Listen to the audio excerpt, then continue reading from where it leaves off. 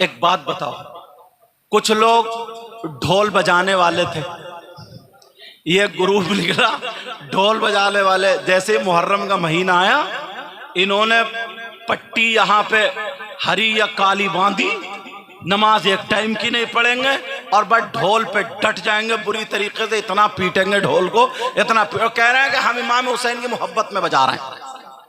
अब आला हजरत से किसी ने फतवा लिया तो आला हजरत ने उसको जायज लिखा ही नहीं। ढोल को समझ रहे मेरी बात? ढोल को जो सही तरीका था हुसैन की मोहब्बत का, वो तरीका बयान कर दिया। समझ रहे मेरी बात? अब जितने ढोल बजाने वाले थे वो आला हजरत के खिलाफ। यार जरा सोचो तो, उसमें आला हजरत वो अपनी तबीयत चलाते। आला हजरत ने अपने बाप की बात नहीं, रसूल पाक की बात बताई। अब जितने ढुलक्कड़ थे वो सब के सब, जो ग्रुप था वो नाराज। कुछ एक ग्रुप ऐसा निकला जो नमाज नहीं पढ़ता था और ये कहता था बस पीर मुरीद बन जाओ, हाथ में हाथ दे दो और जन्नत तुम्हारे अब्बा की, जन्नत तुम। अब फतवा लिया गया तो आला हजरत ने फिर वही शरीयत का जो पैगाम था वो सुना दिया कि ऐसे पीर से बैत जायज नहीं, उसका मुरीद होना जायज नहीं।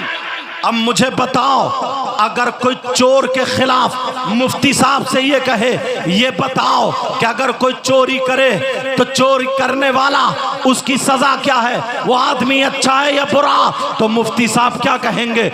उसको वहां पे शरीयत को देखेंगे या रिश्तेदारी को देखेंगे, शरीयत को देखेंगे या किसी और चीज को देखेंगे। अब चोर भी मुफ्ती साहब से नाराज हो जाए, शराबी भी मुफ्ती साहब से नाराज। प्यारो जरा तवज्जो करो, गौर करो, गिरेबान में झांक करके देखो। जब तक अपना तरीका नहीं बदलोगे, अपने आप को नहीं बदलोगे, हर जगह मुंह की खानी पड़ेगी। क्या करनी पड़ेगी बोलो? मुंह की खानी पड़ेगी, वरना अपना तरीका लाना पड़ेगा। अब जरा देखो, हम भी कह देते हैं, सब कह देते हैं, बड़े बड़े हजरत भी बोल देते हैं कि माशरा हालात खराब हो चुके, हालात बिगड़ चुके, मगर कहने से नहीं करने से काम चलेगा। कहने से नहीं, आप भी बोलते हो, चौराहों पे भी लोग बोलते हैं, घर घर यही आवाज आ रही है, यार पहले का माहौल अच्छा था, अब का माहौल क्या हुआ? किसी ने पूछा क्या माहौल था, जरा बोलो तो बताओ तो। इतने में 2-4 लड़कियां निकल गई, उनके कपड़े देखे तो कानों पे अच्छे लोगों ने हाथ रख लिए, उनके चलने का ढंग देखा, लोगों ने कानों पे हाथ रख लिए, उनके बोलने का अंदाज देखा, लोगों ने कानों पे हाथ रख लिए। और अगर किसी शादी में, किसी फंक्शन में देखा तो जरा ये देखो, जोहर का टाइम गुजर जाए, 50 औरतें हैं, एक भी वुजू नहीं बनाएगी। असर का टाइम गुजर जाए, एक भी वुजू नहीं बनाएगी। अरे औरतों को छोड़ो, मर्द कौन से वुजू बनाते हैं? मर्द भी तो नहीं बनाते हैं। मैं पूछना चाहता हूं, इनके दुपट्टे ढंग के नहीं है, इनके कपड़े ढंग के नहीं है, मगर मैं आपसे पूछना चाहता हूं, ये जो लड़कियां इस हाल में है, ये जो औरतें इस हाल में है, शायद ये अमेरिका से आई होंगी, शायद ये इंग्लैंड से आई होंगी, शायद ये यूरोप से आई होंगी, शायद ये अम्स्टरडम से आई होंगी, या कहीं और से आई होंगी। ये कहीं से नहीं आई है। गिरेबान में झांक के देखो, ये हमारी तुम्हारी बहन बेटियां हैं, ये हमारी तुम्हारी बच्चियां हैं, ये हमारी तुम्हारी बेटियां हैं, ये हमारे तुम्हारे घर की खातून हैं, औरतें हैं। कहां चले गए हो? जरा गौर करो और अपने कदम को रोको। इधर आदर नहीं, हर शख्स अपने अपने घर की जिम्मेदारी संभाल ले तो इंशाअल्लाह कहीं जाने की जरूरत नहीं। बहुत अच्छे, वाह, नारे तकबीर, नारे रिसालत, बहुत अच्छे। बोलो, कहीं पर जाने की जरूरत नहीं पड़ेगी। अल्लाह फरमाता, या अय्युहल्लज़ीना आमनू कू अनफुसकुम व अहलीकुम नारा। ईमान वालो, आपसे कह रहा है, ईमान वालो, अपने आप को और अपने घर वालों को जहन्नम की आग से बचाओ। बेशक। बचा रहे हो? किस बाप को पता नहीं है मेरी बेटी पे मोबाइल नहीं है? पता ना बाप को? बाप काय के लिए बने हो? हर बाप को पता है मेरी बेटी पे मोबाइल है। उसी बाप से पूछ रहा हूं, तुम्हारी बेटी के ट्रक चल रहे होंगे, बसें चल रही होंगी, फैक्ट्री चल रही होगी, कारखाना चल रहा होगा, हवाई जहाज, ट्रेनें चल रही होंगी कि मोबाइल के बगैर सब कुछ खत्म हो जाएगा, पूरा खानदान भूखा मर जाएगा। 3 रोटी खा रहे हो, 1.5 की अकल रखो। और नबी ने फरमाया उतलुबुल इल्म मिनल महदी इलल लाद, इल्म हासिल करो माँ की गोद से कब्र तक। सबसे पहला मदरसा माँ की गोद। सबसे पहला मदरसा क्या बोलो? माँ की गोद। माँ की गोद। इस अम्मा को पता नहीं है मेरी बेटी जीने के आड़ में आधा घंटा किससे बात कर रही है। सब माँ बाप को पता है, जानबूझ के अंधे बने पड़े। इस माँ को पता नहीं है मेरी बेटी आधा घंटा छत पे घूम घूम के किससे बातें कर रही है, कौन सा रिश्तेदार है। अब्बा जरा तुम बताओ, 3 महीने पे जो ये रिचार्ज हो रहा कहाँ जा रहा, कौन सा ऐसा रिश्तेदार है जिसके लिए तुमने मोबाइल खरीद के दे दिया, मुझे बताओ। इतना आजाद कर दिया, इतना आजाद कर दिया, क्या तुमसे हिसाब किताब नहीं होगा? अभी दयूस का लफ्ज सुना था ना?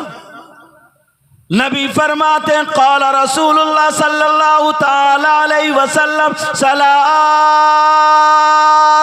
ला यदखुलूनल जन्ना अला कुल्लि वालिदै वद्दयूस व रजुलतुन निसा।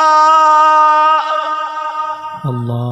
दयूस पे मुझे हदीस याद आ गई, मुफ्ती साहब ने जो बताया था। समझ रहे बात? अब्बा को पता नहीं है मेरी बेटी पे मोबाइल है। अब्बा को इतना पता है, इतने सीधे हो गए, इतने भोले हो गए, पता ही नहीं है बिल्कुल। वैसे सीधा नहीं है, वैसे जिसका ले लिया उसका दिया ही नहीं। वैसे मेंढे काटते काटते काटते काटते उसके पेड़ अपने खेत में को ले लिए, मेंढ उधर धकिया दी। वैसे सीधा नहीं है। ना जाने कितनों के रिश्ते तोड़वा दिए, ना जाने कितनों के झगड़े करा दिए, ना जाने कितनों को थाने कचहरी में पहुंचवा दिया, ना जाने कितनों की बुराइयां कर ली, गीबत कर ली, ना जाने कौन कौन से गुनाह कर लिए। बस इसी बात में सीधा है। क्यों दिया है बेटी को मोबाइल? है जवाब किसी के पास? हमारे यहाँ ना, मैंने कई तकरीरों में बात बताई भी। एक हाजी साहब, उनकी अकेली बेटी थी, घर से कभी बाहर नहीं निकली बेचारी, बहुत परहेजगार, पर्दे वाली थी, पर्दे वाली, घर से कभी नहीं निकली। इत्तेफाक ऐसा हुआ, मैं बुलंदशहर से तकरीर करके आया, जोहर की नमाज में जब पहुंचा मस्जिद, हाजी जी मेरा हाथ पकड़ कर रोने लगे। मैंने कहा क्या बात है बताओ? तो बोले सुबह 5 बजे से बेटी गायब है, और जब से गायब हुई है तभी से घर में खुशबू आ रही है, खुशबू। अच्छा, काम ज्यादा अच्छा कर दिया, खुशबू आ रही है। मैंने कहा खुशबू? बोले हाँ, औरतें बता रही हैं कि तुम्हारी बेटी को अच्छे जिन्नात उठा के ले गए, अच्छे जिन्नात। अब हजरत से कोई ना कोई तावीज ले लो, जिन्नात छोड़ जाएंगे। मैंने कहा हाजी जरा सोचो, तवज्जो रखो जरा मेरी तरफ। अब हाजी साहब बोले सुबह 5 बजे से गायब है, जब उसे लड़की घर से गायब हुई है, घर में खुशबू आ रही है, जिन्नात ले गए, कोई ना कोई तावीज दे दो, जिन्नात छोड़ जाएंगे। मैंने कहा हाजी जी अगर जिन्नात मेरा इतना कहना मानते होते तो मैं कार से काहे को आता। मैंने कहा कम से कम 3 रोटी खा रहे हो, 1.5 की अकल रखो। तुम कह रहे हो अच्छे जिन्नात, अगर अच्छे होते तो इतना घिनौना काम क्यों करते? तुम तो अक्लमंद हो, मगर उल्टा पढ़ा दिया जाता। वो कहने लगे हजरत फिर क्या करूं? मैंने कहा ये बताओ तुम्हारी बेटी मज़ारों पे जाती थी? बोले नहीं। मैंने कहा बाजारों में? बोले नहीं। बोले मैंने कहा मार्केट में? बोले नहीं। बोले हजरत वो तो छत पे भी कभी नहीं चढ़ी, आप इतनी मर्तबा है, मेरी अकेली बेटी का आपने भी पल्लू नहीं देखा होगा। मैंने कहा हाँ बात तो ठीक है, मैं भी थोड़ी देर हैरत में पड़ गया, मगर मैंने कहा ये बताओ हाजी साहब तुम तुम्हारी बेटी पे मोबाइल था या नहीं था? वो कहने लगे हजरत मोबाइल तो था, क्योंकि हाजी साहब सच बोलते थे। कहा मोबाइल तो था। तो मैंने कहा सुनो, मोबाइल था, चलो जोहर की नमाज में 5 या 4 मिनट रह गए, सुन्नतें पढ़ेंगे, उसके बाद नमाज अदा करेंगे, मैं दुआ करूंगा, आप भी दुआ करना, इंशाअल्लाह 1 हफ्ते में कुछ ना कुछ पता चल जाएगा, अल्लाह ताला जरूर तुम्हारे दिल को ठंडा करेगा। इतना कहा तो 1 हफ्ता नहीं गुजरा, मैं भी नमाज पढ़ के चला गया। 3-4 दिन के बाद जब हाजी साहब से पूछा तो हाजी साहब की आंखों में आंसू आ गए और रो करके क्या जवाब दिया, मैं तुम्हें बताना चाहता हूं, किसी की बेटी पे इल्जाम लगाना नहीं चाहता हूं, बतौर इस्लाह ये बात बता रहा हूं, सुन लो। हाजी साहब ने जवाब दिया, हजरत मेरी बेटी ने नैनीताल हाई कोर्ट में जाकर के कोर्ट मैरिज कर लिया एक भंगी लड़के के साथ, मेरी लड़की भाग के चली गई, अब मुझे क्या लेने दिया जाए।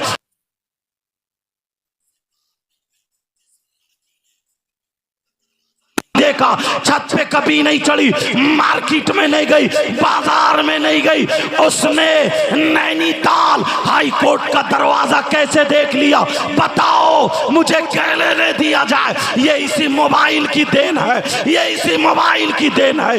अगर तुम्हें बचाना है अपनी बच्चियों के हाथ से मोबाइल ले लो, वरना तुम शादियों में देखो हमारी बच्चियों के खाने का ढंग फिल्मों जैसा, पहनने का ढंग फिल्मों जैसा, ओढ़ने का ढंग फिल्मों जैसा, उठने बैठने का ढंग फिल्मों जैसा, पूरी जिंदगी देख लो फिल्मों जैसी। जो लड़की कभी बस्ती से निकल के बाहर नहीं गई, उसके पास बंबई का फैशन कहां से आया, गोवा का चालो चलन कहां से आया, मद्रास का कल्चर कहां से आया, बोलो। ये इसी मोबाइल की देन है।